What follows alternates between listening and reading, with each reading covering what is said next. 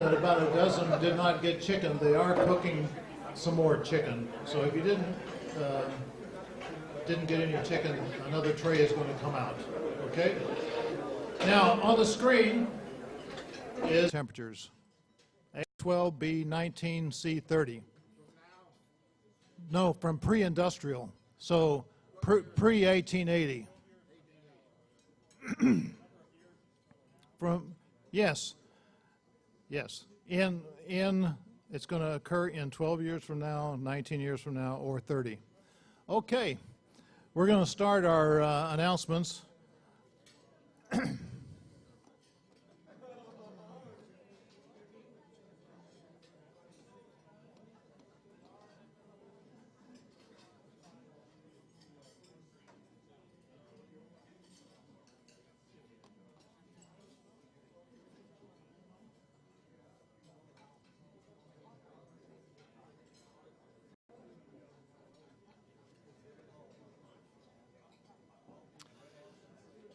So tonight is a special night because it's college night.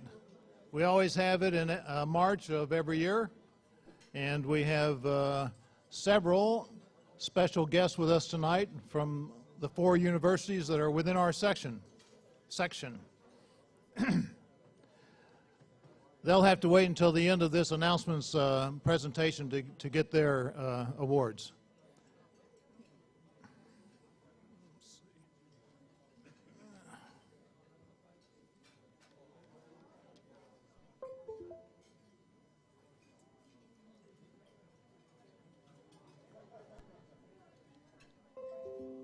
In New Orleans, the first week of April, the AICHE is holding the spring meeting. I hope to see some of you there. It's going to be at the Hilton New Orleans Riverside, March 31 through April 4th.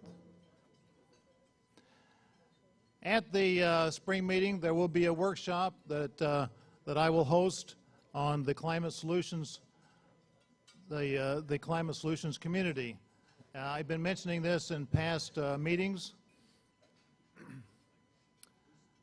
We're going to cover several topics that are pertinent to chemical engineers, including chemicals and fuels, and we're also going to cover electricity generation, which is important. It's an important aspect of trying to come to grips with climate change. Our speaker tonight is one of the presenters. Yes. When will that session be? It's going to be April 2nd. It's a Tuesday afternoon, April 2nd. So if you're not planning on attending the entire meeting, it's not that far of a drive. Come on over and join us for that afternoon workshop. Our speaker tonight, Mark Holtzapfel, is going to be one of the panelists in that workshop.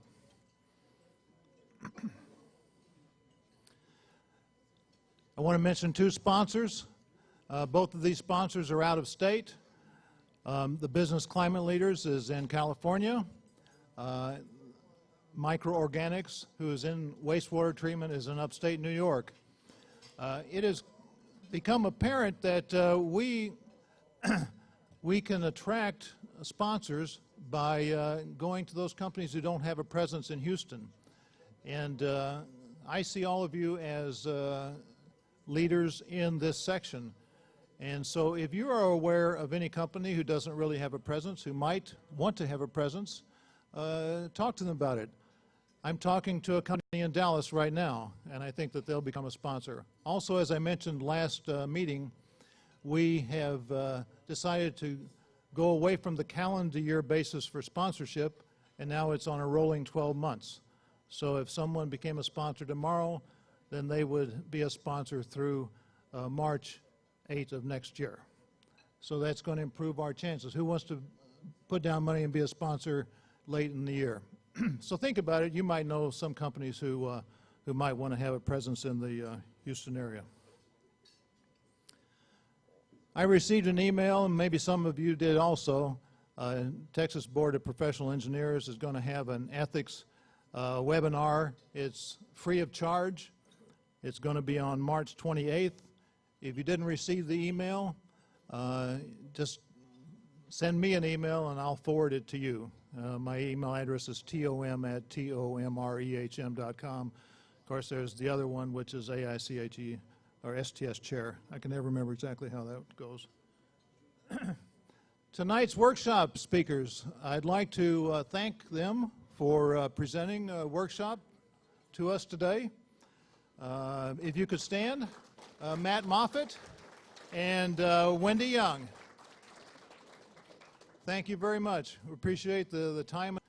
Aaron Calaco, Dave Mitchell, Nick Collette. Okay, thank you. Let's see.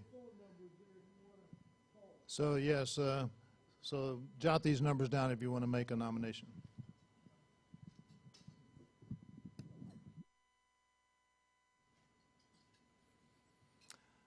Now we have an award.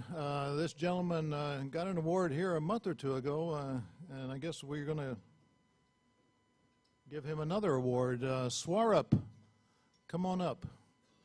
Young Chemical Engineer of the Year.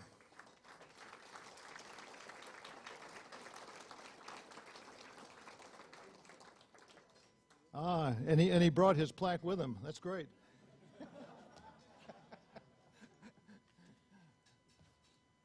Thank you, Swarup. Did you want to say a word or two?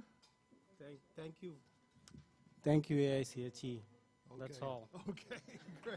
Okay, well, thank you very much. Thank you. Okay. We already took a picture.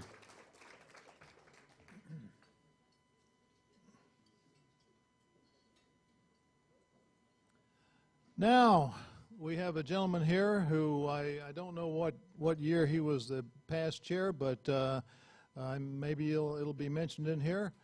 William is going to introduce Dave Mitchell.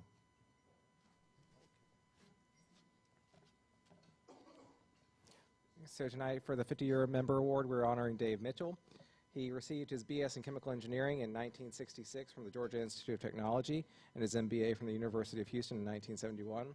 During the course of his 45-year career, he worked with over 12 companies as an employee or as a contractor, including Texas Gas and International Nickel, GDS Engineering, S&B Engineers, Worley Parsons, Southwest Specialty Chemical, Theocal, S&C Lavalin,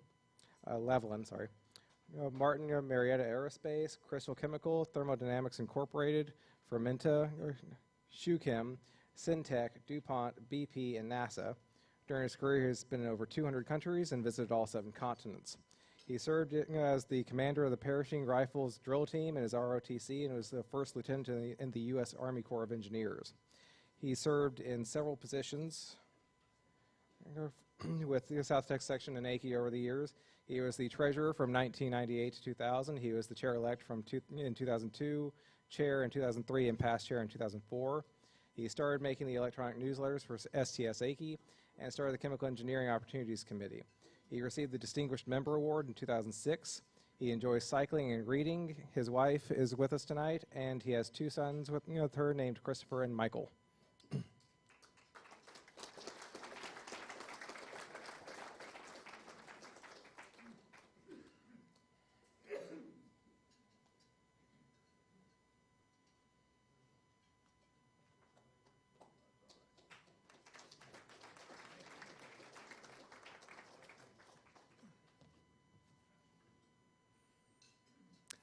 Now, the main theme of the night, college night. We have several recipients. Let's just go to it here. University of Houston. I may mispronounce some of these names. So actually, is Dr. Reeves here yet? Sheena? Oh, you're over there. Okay. Okay. So you're going to help me, Eureka? Okay. So I want to call your name if you could come up, please. And I'm sorry about mispronunciations. Amen Hanini.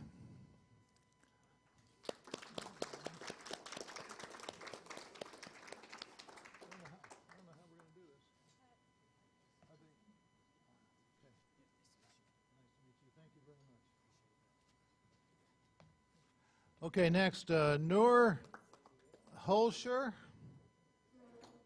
I'm sure I mispronounced that.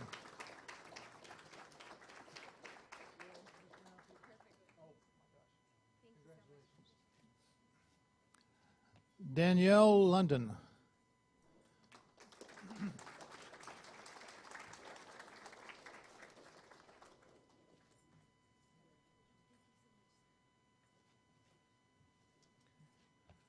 Now, Rice University. Shomik Sen. Shomik Sen. Sorry for butchering that.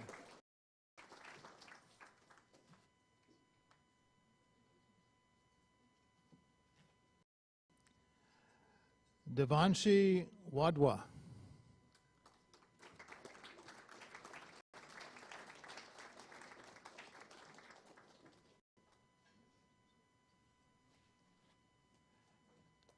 Kevin Zhang.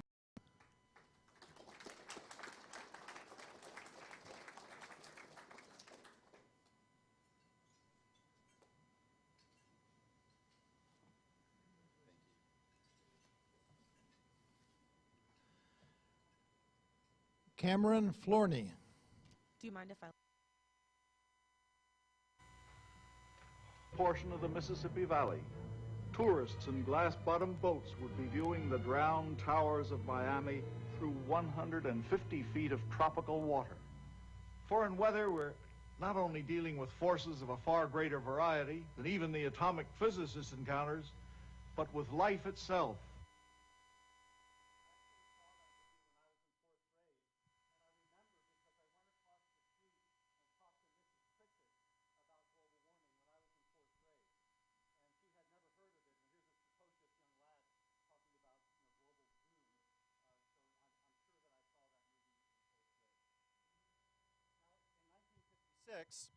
We had Lyndon Johnson report for him that there's a greenhouse effect. There's a real concern at the time.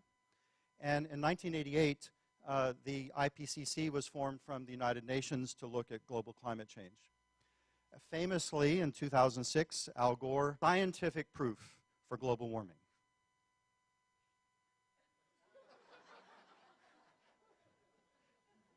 Takes a while for that to sink in. All right, so with that as a little background, we'll get to the heart of my talk. All right, so we have a quiz already, another quiz. So this quiz is which of these planets is hotter, Mercury or Venus? And to help you figure this out, we'll look at the distances. You see that Mercury is twice as close to the sun as Venus. So obviously the warm must be Venus. And that's correct. We're trapped in the ice.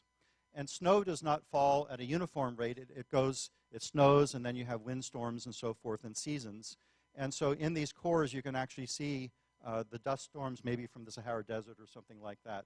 So you can actually count how many years back you go by counting these dust rings in the ice core. And here you can see the library of ice cores. Literally, there are kilometers of ice cores, and they have these all cataloged so you know how far back in time you go based on counting the rings. So here are the data. It goes back 800,000 years.